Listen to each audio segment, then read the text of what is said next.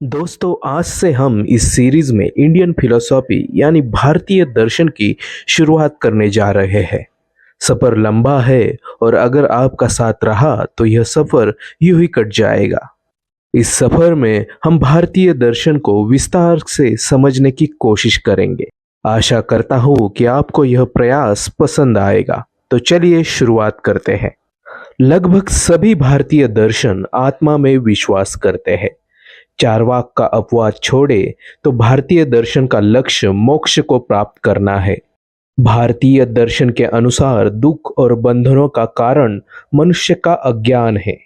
यह अज्ञान बौद्धिक, आध्यात्मिक और मनोवैज्ञानिक हो सकता है। अज्ञान से मुक्ति पाने के लिए सभी दर्शन किसी न किसी अभ्यास या योग की जरूरत को महसूस करते हैं। भारतीय दर्शन का जन्म प्रकृति की वजह से हुआ है, ऐसा हम कह सकते हैं। प्रकृति की विभिन्न रचनाएं देखकर मनुष्य के मन में आश्चर्य और जिज्ञासा जन्मी होगी। इस आश्चर्य और जिज्ञासा को शांत करने के लिए उसने ज्ञान प्राप्त करने का प्रयास किया और इस तरह भारतीय दर्शन की उत्पत्ति हुई। भारतीय दर्शन का मूल उद्देश्य जीवन मार्ग दिखाना है।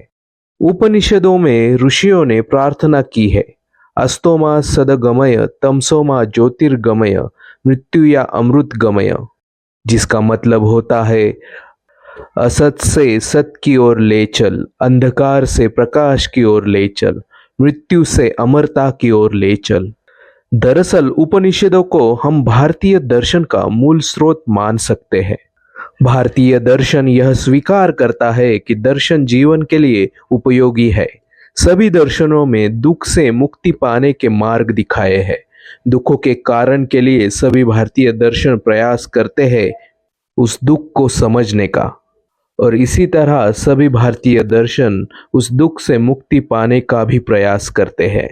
भारतीय दर्शन में दार्शनिक पहले योगी है और तार्किक विचारक बाद में।